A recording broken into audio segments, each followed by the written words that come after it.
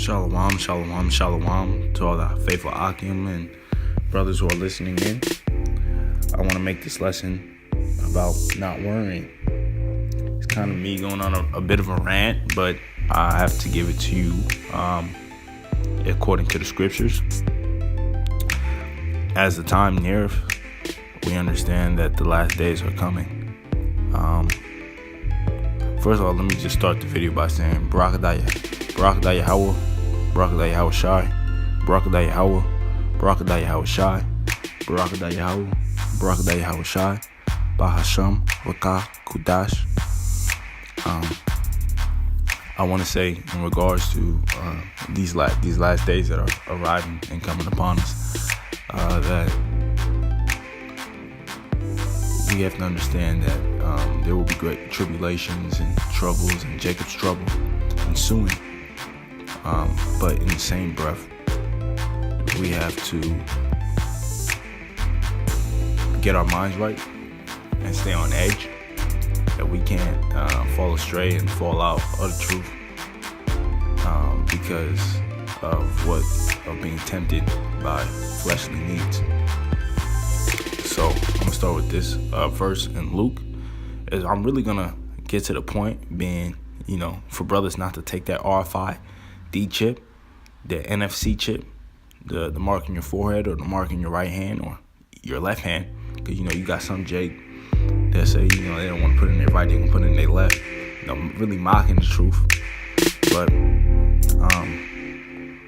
we gotta do it. We gotta get the edification's sake anyway to get the blood off our hands. So I'm gonna start here in Luke chapter 12, verse 22. And I read, this Yahushua is pretty much telling his disciples not to worry. So I read, and he said unto his disciples, therefore I say unto you, take no thought for your life. Wait, ye shall eat, neither for the body what ye shall put on. So I have no worry about fleshly needs or clothes and things like that, and how am I going to provide for myself, particularly in Jacob's trouble, when the only way you're going to be able to provide for yourself is through the mark of the beast, the RFID chip, and the NFC chip. That's the only way you're going to be able to provide for yourself. So, to go with it, says the life is more than meat, and the body is more than raiment. You're more than your fleshly, carnal body. You're actually a spirit. You're a spirit in a fleshly body. So you're not gonna sell out just so you can live for another day, another 2 days, another week, another year. Absolutely not. You shouldn't be doing that. So it says, consider the raven, for they neither sow nor reap, which neither have storehouse nor barn, and Yahweh feedeth them. How much more are you better than the fowls? And which of you, with taking thought, can add to his stature 1 cubit? If he then be not able to do that thing which is least, why take you thought for the rest? Consider the lilies, how they grow. They toil not, they spin not, and yet I say unto you, that Solomon in all his glory was not arrayed like one of these. If then Yahweh so clothed the grass, which is today in the field, and tomorrow is cast into the oven, how much more will he clothe you, O ye of little faith? So Solomon, being the richest man in the scriptures, the richest of kings, the richest of rich kings, even he's not clothed like the lilies, meaning he's not even taken care of for, or as beautiful or as appointed as the lilies were. As nature, the Most High takes care of nature, and nature is beautiful. Nothing of the flesh, really. If you think about it, you look at things in the flesh and of man creation, you can't look at nature and say man's creation is more beautiful than nature. Really, nature has always been more beautiful than any of man's creation because the Most High made it. It's perfect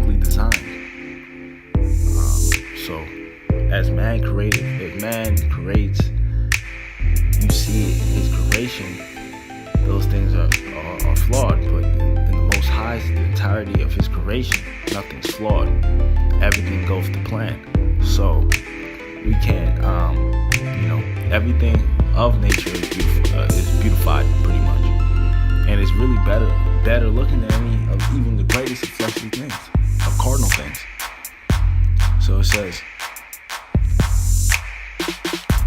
and seek not ye what ye shall eat, or what ye shall drink, neither be ye of doubtful mind. For all these things do the nations of the world seek after, and your Father knows that ye have need of these things.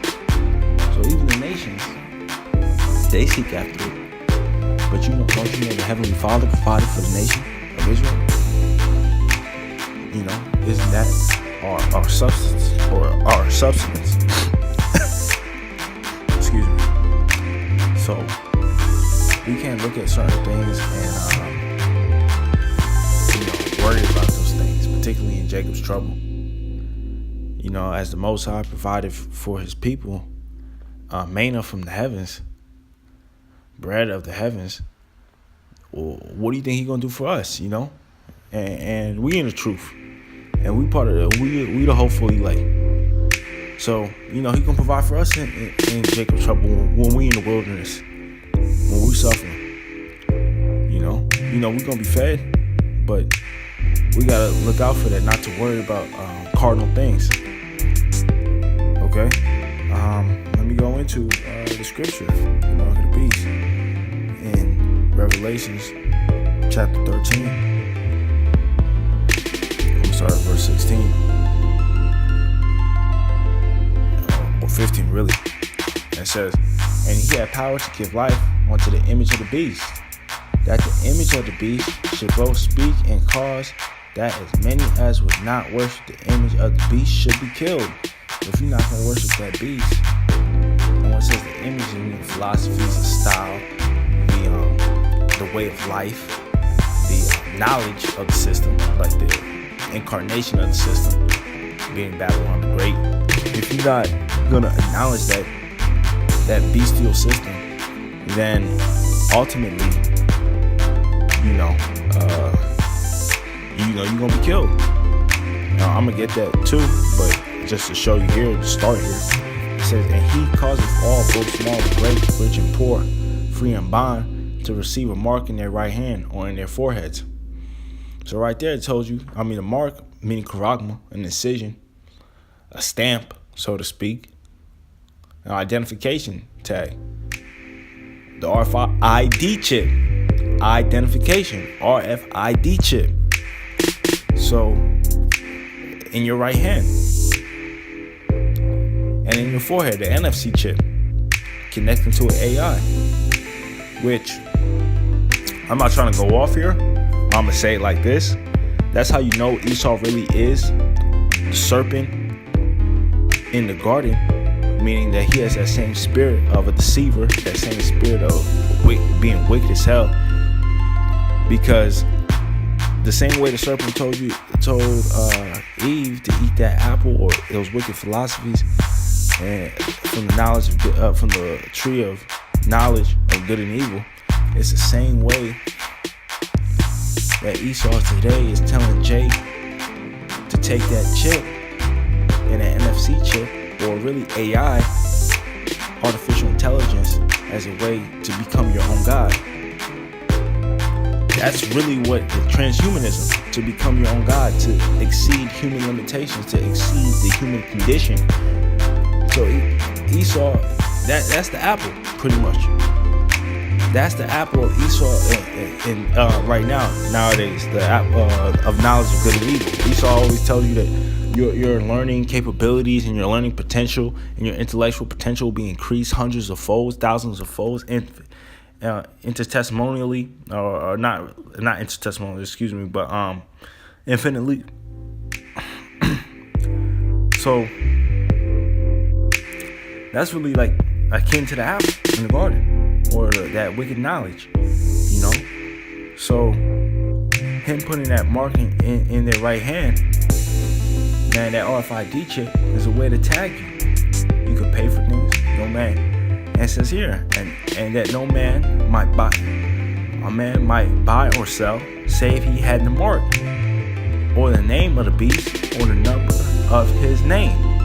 Here is wisdom. Let him that have understanding count the number of the beast, for it is the number of a man, and his number is 666. So 666, which really stands for the word Saturn, which goes back to the god of this society, Lucifer, which is what they serve. And it's not Lucifer, it's not the spiritual demon Satan, but the left-hand side of enlightenment, the left-hand power. So the king of Babylon. So that going back to their gods, their false gods, and their dumb idols. So that's the real image of the beast. Excuse me, brothers. I'm a bit congested. So just bear with me. But that's essentially it. But let me get you Revelation chapter 20, verse 4, I believe, which illustrates this. And it says, "And I saw thrones, and they sat upon them, and judgment was given unto them. And I saw the souls of them that were beheaded for the witness of Yahushua, and for the words of Yahweh, which had not worshipped the beast, neither his image, neither had received his mark upon their foreheads or in their hands." So it's not right, it's not left, it's both. But essentially, since the right hand is always used as somewhat as a generality when you're referring to somebody's actions or something like their right hand. But in certain, like the right hand, most people are right hand dominant anyway, so that's why that scripture probably is going into that. But it don't matter which hand you put it in. So if you put that mark, you're gonna get condemned. You're gonna be destroyed. And I'm gonna get that too, but just to show you. And they lived and reigned with Hamashiach 1,000 years. But the rest of the dead live not again until the 1,000 years were finished. This is the first resurrection. So it said, neither his image. So they were beheaded. I saw the souls of them that were beheaded for the witness of Yahushua and for the word of Yahweh.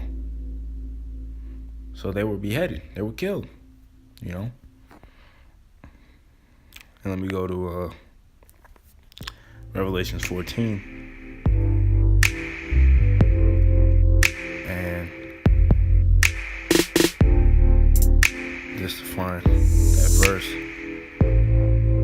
Here, verse 9. And it says, "And the third angel followed them, saying with a loud voice, if any man worship the beast and his image, and receive his mark in his forehead or in his hand, the same shall drink of the wine of the wrath of Yahweh, which is poured out without mixture into the cup of his indignation, and he shall be tormented with fire and brimstone in the presence of the holy angels and in the presence of the Lamb." So if you take that mark, you're going to be condemned, you're going to be destroyed, and there's really no salvation for you. So don't take the mark, and I'm going to end it with this. First of all, give honor to the elders of Israel and brothers who promote the truth, and the Akim out there who are promoting this truth and pretty much sacrificing their lives unto Hamashiach, to Yahweh Ba'ashem Yahushua, and just give these guys double honors. But to finish it off, I'm going to say Barak Yahweh, Barak Yahushua, Barak Yahweh, Barak Yahushua, Barak Yahweh, Barak Yahushua, Bahasham, Rakah, Hudash.